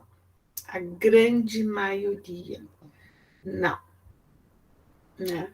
E a gente não conseguiu publicar esse trabalho na época. Ninguém quis o nosso trabalho, porque também é difícil para o profissional falar sobre isso. Então, a gente precisa ajudar, né? Eu acho que essa liga também tem essa propriedade e qualidade. Da liga, né? Da liga, dessa galera toda, porque daqui vai para o outro, conversa com o outro. Então, esse é o grande objetivo da Liga, está lá nos objetivos da Liga, difundir esses conhecimentos, né? Que é o que eles querem ouvir e querem propagar. Porque dá medo, né? Dá medo de perguntar, de falar, porque no momento pergunta e fala, tu tem que assumir alguma responsabilidade junto com o teu paciente. Sim. Então, chega lá, a mulher diz, olha, o cara dorme com revólver e eu quero me separar. O que eu faço agora? E aí o doutor fica lá, eu não queria ter ouvido isso. Aí o que a gente faz? Aí a Vivian passa para ti. Olha, eu tenho uma péssima notícia para dar para vocês. Tem notificação compulsória agora. É obrigada a notificar. Né? Será que é péssima notícia? Boa notícia? Não, eu acho uma boa notícia, mas eu estou dizendo que é uma coisa complicada. O que acontece? Tu não pergunta e a pessoa não fala. Né? Por que as pessoas não falam? Bom, porque tu não pergunta. É péssimo. Porque se é compulsório, então eu não pergunto. Eu não pergunto, porque eu não quero saber. E eu acho, eu estou falando, estou brincando, porque na verdade eu entendo que tu não queira perguntar, porque é um negócio complicado. Claro. É muito complicado. Quem te ajuda? Porque toda a questão de violência, né, eu acho que ela não pode ser vista como uma coisa sozinha. Não é uma coisa para tu fazer sozinho. Trabalhar com violência não pode ser um negócio para ser feito sozinho. Né? Não é para a vítima sair sozinha. Equipe multidisciplinar e tem que ter o profissional, o psiquiatra de psiquiatria forense junto. Isso. Nós tínhamos muitos anos o ARUS, te lembra?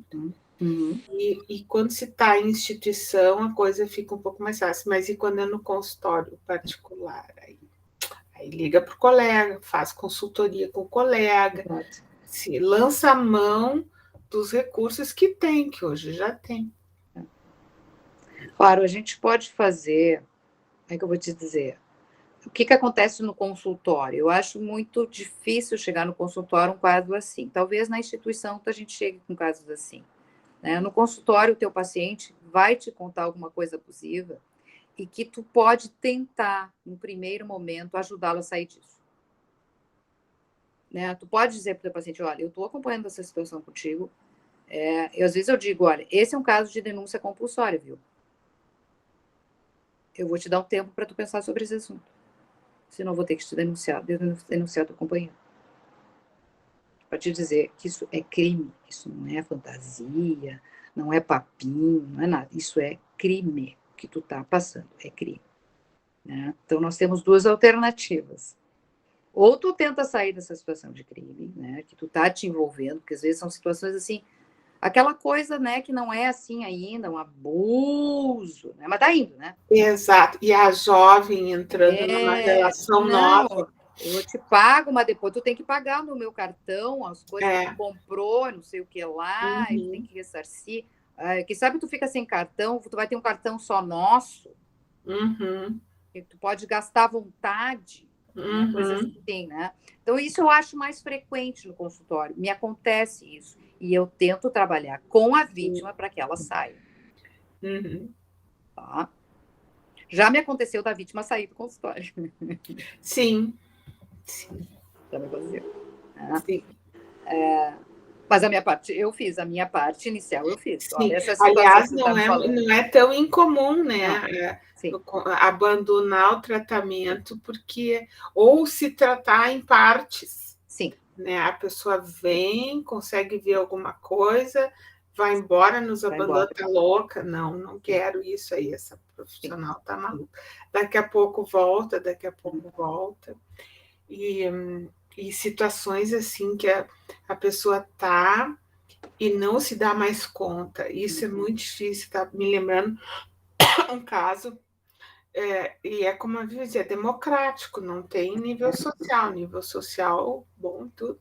O cara bebia e saía de carro com a minha paciente bêbada. E ela me contava, voando, porque ele pode para tudo. E às vezes a gente tem que ser bem, não sei o que a Vivian acha, vamos comentar isso aí, trocar figurinha. Mas eu, às vezes, sou bem, eu acho que a Vivian também é bem incisiva. Olha, não pode. Não pode. Tu não pode entrar no carro com o cara bêbado. Ponto final. E tem situações assim, bom, se a pessoa não consegue, por uma dificuldade, assim, até mais de um transtorno de personalidade mais grave na nossa paciente, já, eu não posso te tratar se tu continuar correndo de carro com esse cara bêbado. Não posso te tratar. Não pode ser conivente com uma situação de risco. Daí, quando assim, não, porque ele botou a 200 e estava completamente bêbado. Não posso ser conivente. Ou tu para com isso, ou nós paramos o tratamento. Tipo isso. Eu acho também. Então, os abusos, é um empurrão ali, mas não é um abuso desses, porque bateu, mas é um abuso e coloca chega lá, né, Lúcia? em situação de risco. Vai indo. Não, vai chegar lá. Vai chegar lá. Vai chegar, chega. Vai chegar lá, chega. Sim. Começa assim, né? Todos os tipos de situação onde existe, assim, uma tendência muito projetiva, por exemplo, o fulano é culpado porque ele faz isso, aquilo outro, ok. Tu vai no carro com ele. Essa é a responsabilidade tua. Né? Então, assim, essa questão que nos cabe é falar com o paciente, com o adulto, porque o adulto traz a criança para a sessão, né? Isso é muito importante que você saiba, porque aí a pessoa assim, porque no consultório se apaixonaram, não sei o quê. Dentro do consultório, tu te apaixona por uma criança, tá? Por isso que é muito sério e é muito perverso abuso dentro de consultório, porque o adulto traz a criança para te tratar. E tu precisa tratar, na ocasião do consultório, aquela criança e as suas fantasias. De qualquer especialidade, né? De qualquer especialidade. Né? Então, assim, não é lugar para isso. Não é lugar. Né? Tem tanta pessoa, tem tanto amor para achar, não precisa ser dentro da tua sala. Né? Vou combinar, né? Eu acho isso realmente não é lugar. Né? Assim como o pai e o filho, assim como um professor e um aluno, como médico e paciente, é a mesma coisa. São relações que não são iguais, tem uma diferença. Né? Então, acho que são importantes que a gente preserve. Nós temos muito mais responsabilidade que o paciente nessa situação. Né? Então, a gente tem que chamar o paciente, que é criança, para os seus aspectos mais saudáveis. E que ele consiga cuidar da própria criança, entendeu? Nós temos que ajudar as pessoas a cuidar das suas próprias crianças. Então, tu diz para ele assim, olha, se tu fosse uma criança dentro do carro, tu acha certo? Tu é que está na direção do carro. Tu vai botar uma criança dentro do carro para correr contigo? Tu está fazendo a mesma coisa. Digamos que tu seja a tua melhor amiga, tá? Eu vou dizer assim, puxa vida, eu tô sofrendo isso. Se tu contar isso para tua melhor amiga, a tua melhor amiga vai dizer o quê? Não faz isso. O que tu vai dizer para tua melhor amiga? E a tua melhor amiga é tu. Tu tem que ser o melhor amigo teu. Então, pensa, o que o teu melhor amigo vai dizer do que tu tá passando? Pois esse melhor amigo é tu. Pensa. A gente chama o ego, né? Um ego mais inteiro, um ego mais adulto, né? Vamos chamar o ego. Vamos trazer esses valores importantes, né? Muitas vezes o nosso paciente não tem bons valores dentro da estrutura dele, não tem boas imagens parentais. E às vezes a gente tem que mostrar para ele. Pensa bem. Sim, é porque às vezes a única imagem parental melhor que ele vai conseguir somos nós. Nós, a introjeção, vai botar para dentro a relação que a gente desenvolve com ele de cuidado.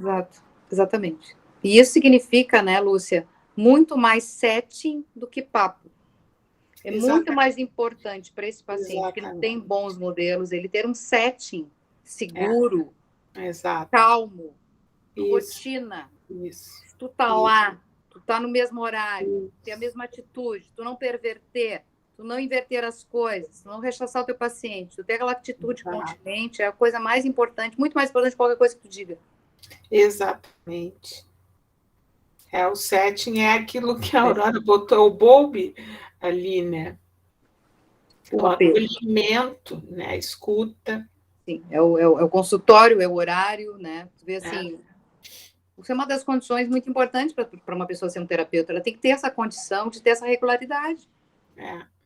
Gente assim que não tem condições de ter uma rotina, assim, de ter um consultório e tal, não se adapta muito bem para um trabalho psicanalítico. O trabalho psicanalítico precisa de uma rotina. Porque nós temos que tratar um kit de segurança. Não tem problema nenhum fazer outra coisa. Faça outra coisa. Coisa boa. O que eu vou fazer? Eu só sei fazer isso, mas eu acho legal quem sabe fazer outras coisas. Exato. Eu nasci para fazer esse troço, o que eu vou fazer? Eu adoro isso. Mas é o que eu sei fazer. Eu só sei falar sobre isso aqui. Eu podia cantar, né? Fazer show de rock, cantar, tá cada dia um fim de semana num lugar. Educar minha voz, fazer outras coisas, sei lá, eu só sei fazer isso. Esse é o show que eu sei dar. é da minha vida. Exatamente. Pessoal, quem sabe vocês comentem mais também, fiquem à vontade, abram as câmeras, não importa, eu estou aqui no quarto do meu filho, eu estou aqui em São Paulo, com umas coisas na cabeça, eu estava me olhando, meu Deus, mas eu estou aqui uns troços, é um mapa mundi ali, está na minha cabeça. Abram as câmeras à vontade, não tem problema. Aí, Stefan, tá show aí. Mas às vezes a gente não tá com a casa mudando. Olha, assisti uma banca, que o cara da banca, super legal, um cara mega autoridade. Atrás tinha a cama da filha dele com umas bonequinhas, é a coisa mais querida. Na banca da Angelita. Tudo bem, tá? É isso aí. É que nem a gente falou, né, de uma relação, é a relação que interessa, não é a decoração da casa tá legal, né? A decoração da casa, a decoração da casa é um plus. Aí, Jean, tem até tem uns fundos que eles botam na aula, maravilhoso, naves espaciais, assim. Isso aí, gostei. Chega, não, pode deixar. Tem, às vezes eu dou aula, às vezes está todo mundo com os fundos cheios de coisa, ficou tonto. Gostei. Vamos brincar disso. Pessoal, perguntem, falem. Aurora, coisa boa ver vocês também, né? A Aurora fazia tempo que a gente não se via. Faz tempo, né, prof? Falem aí, conversem, vamos aproveitar a oportunidade aí que a Vivian está com a gente, sabe um monte, né? Eu tenho uma pergunta. Tu associou a violência com psicopata, tá? Mas eu quero saber se tem uma relação com os sociopatas também. É quase um sinônimo, né? Existe uma diferença, que sociopatia talvez seja algo... O que a gente sabe, né? Psicopata seria aquele indivíduo com uma personalidade bem estruturada, né? Psicopata mesmo, né? E a sociopatia, a tendência sociopática, ela é muito ampla, né? Esse é um grande problema, né? Por exemplo, quando a gente fala assim, usuário de drogas, meu Deus, isso é um mundo, né? Nós temos o dependente químico, tá? Que é um quadro de doença, propriamente dito, né? A pessoa tem uma dependência química, que é um trabalhão para a vida dela. E tem aquele usuário de drogas, que é aquela coisa assim, bebe um monte, sai de carro bêbado, incomoda não sei o que lá, que é um outro mundo, né? Que existe uma amplitude muito grande nesse espectro aí, né? Do usuário de drogas. Assim como o sintoma sociopático, ele acontece de várias formas, né? Existe até... A gente normalmente, né?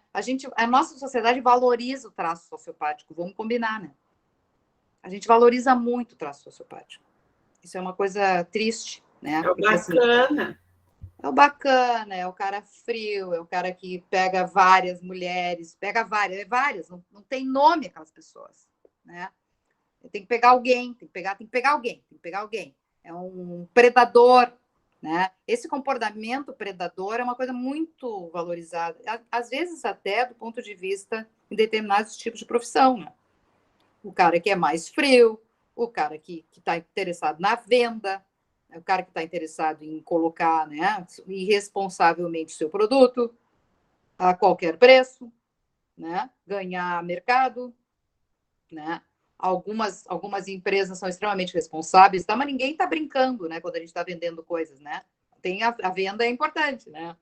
Então, assim, tem várias formas de ver esses processos, né? E o psicopata, ele é aquela pessoa que tem uma tendência, um funcionamento bem mais rígido, né? Que é esse cara que ele é mais frio, ele é cruel, ele não tem, assim, não aprende com a experiência, ele não muda, né? Ele tende a usar tudo e todos de uma maneira coisificadora, né?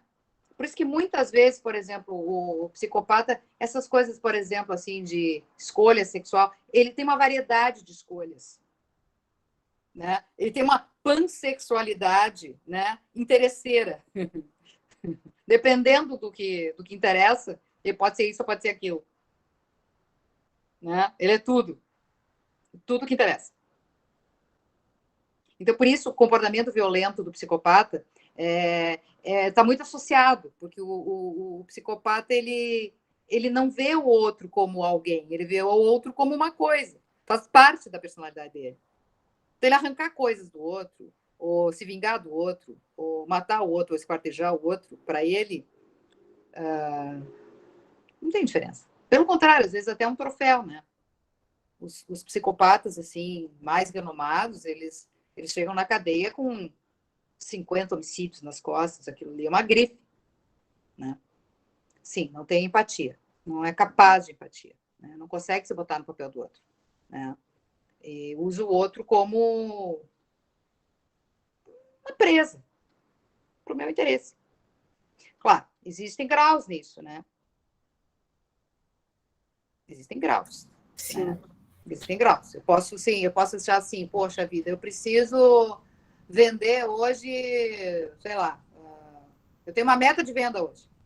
Eu não estou interessado para quem que eu vou vender, né? É difícil, às vezes o vendedor, assim, muito empático é mais difícil, né? Porque o cara tem que vender, sei lá, tem que vender batom da Mary Kay, tá? Aí eu vou vender para quem passar para mim, vou vender para faxineira, vou vender para não sei o quê. Eu sei que aquela pessoa não tem dinheiro para comprar. Ela tá apertada. Sim, a pessoa está fragilizada. Aí aquela mulher que se separou, que não sei o que está deprimida, que não sei o que lá, vai lá e pã. Isso aí eu vi muito já.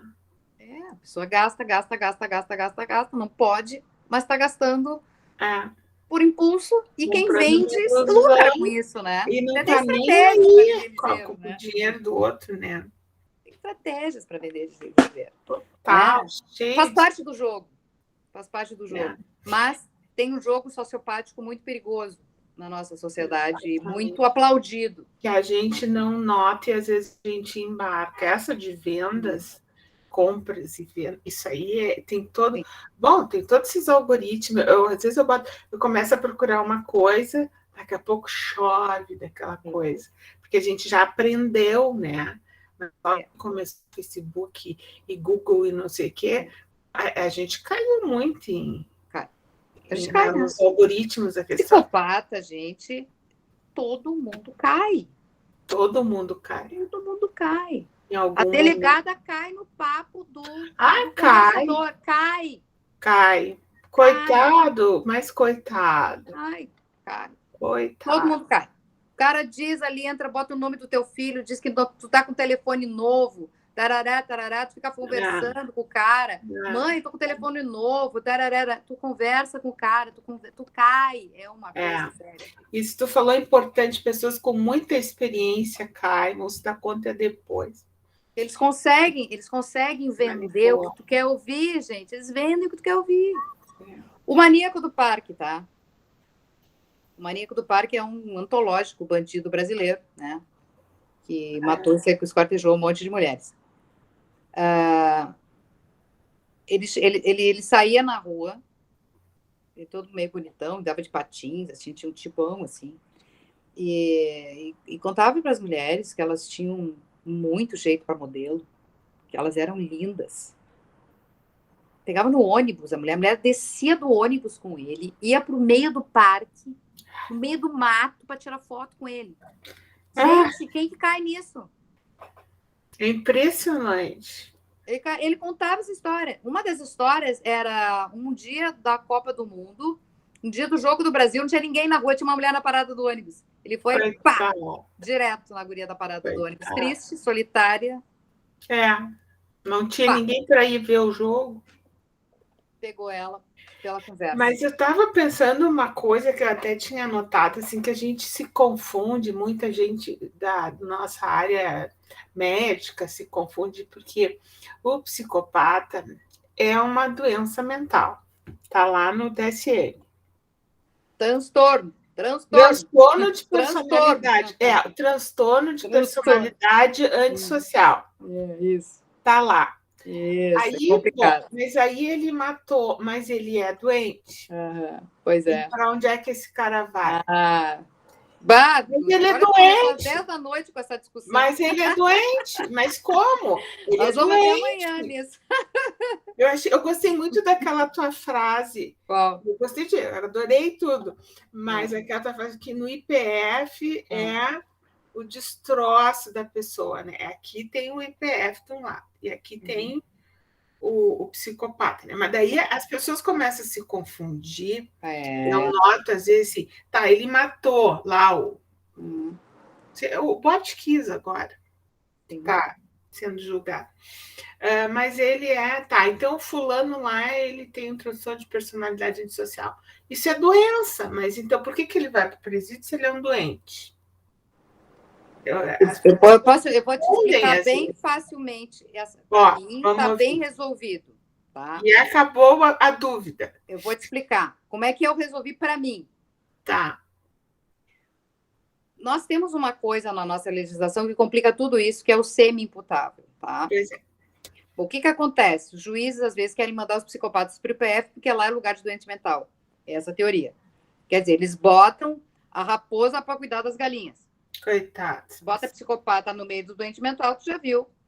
Aí o psicopata manda o doente mental ir lá matar não sei quem, o cara abusam sexualmente, tudo que é de ruim faz com o doente mental. Então não dá para misturar esses dois, tá? Não, é um coitado lá. Tá. Mas tem alguns colegas nossos de outros estados que acham que esses têm que vir para os IPFs da vida. Eu acho que tem que ter outro tipo de trabalho penal para eles que a nossa legislação não quis mexer ainda, tá? Esse problema não é nosso, psiquiátrico, esse é o problema da legislação. Bom, o que a lei pergunta para nós? A lei pergunta o seguinte: ele era totalmente capaz de entender o caráter delituoso do ato e comportar-se de acordo com esse entendimento? Essa pergunta. É um quesito que nós temos que responder, que diz se ele é totalmente irresponsável, se ele é parcialmente ou se ele é responsável. É só um quesito.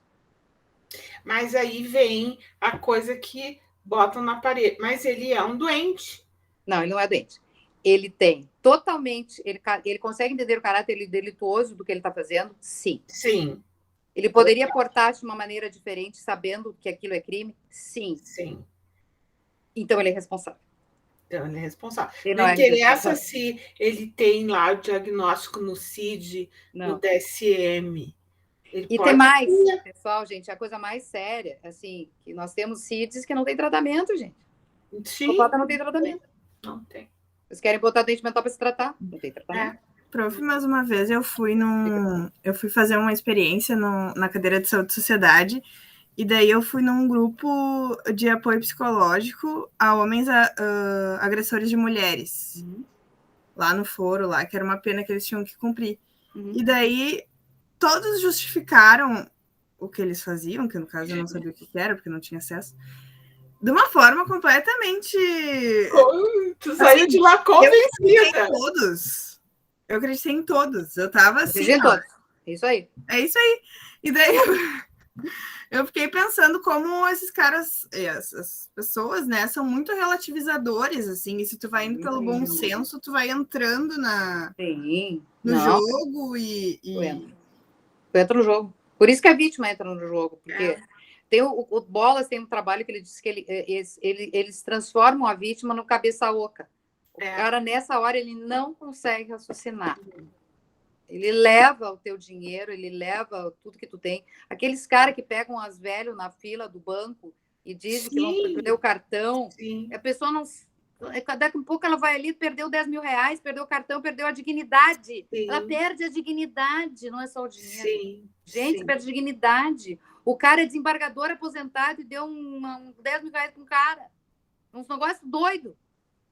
Eles conseguem. Eles conseguem. É interessante essa tua experiência, Aurora, de ter tido esse contato e ter acreditado em todos, mesmo sabendo que não é, porque é a confusão que dá na cabeça, daqui a pouco tu decide a confusão, acreditar, e o cara é isso mesmo. Isso aí. Eu vi uma série, tu falaste sobre séries, né?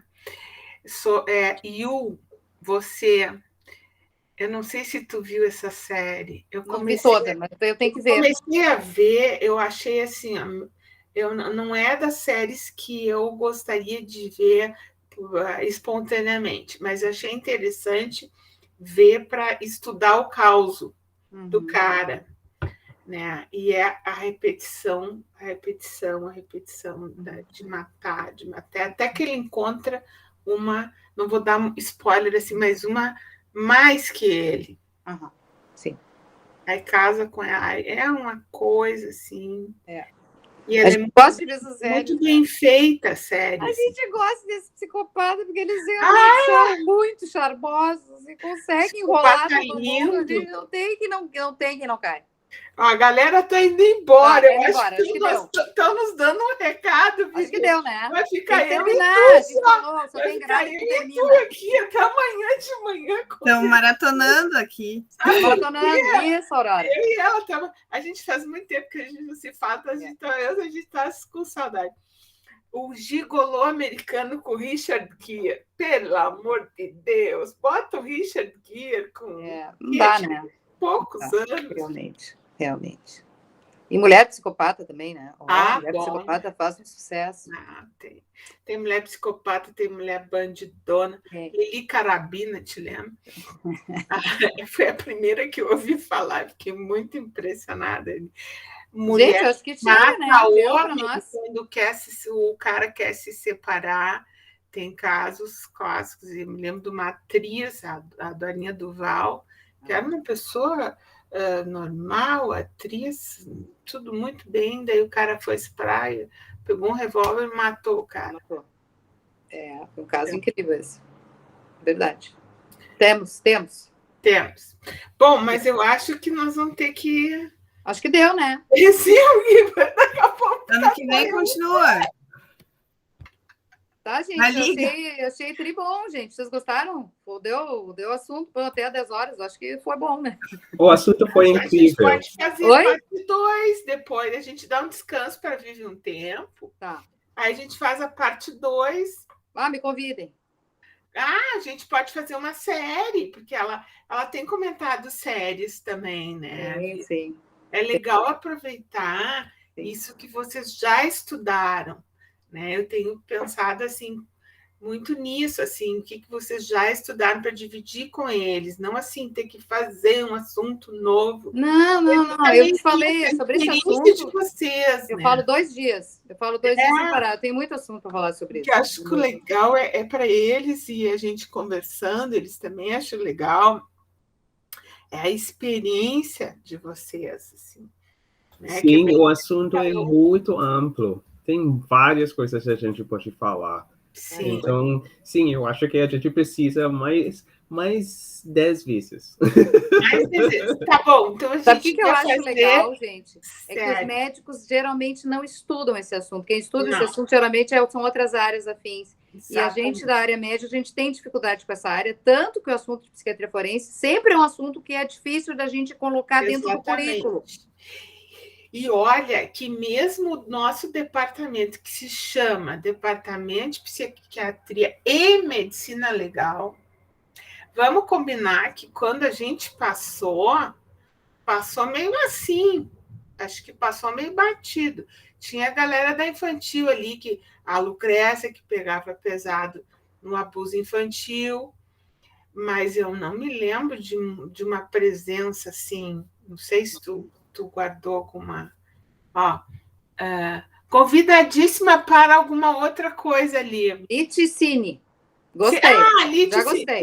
É da série, uma série ou... Adorei. Sim, porque agora eles vão querer fazer uma série contigo. Vive um episódio, temporada 1, episódio 1.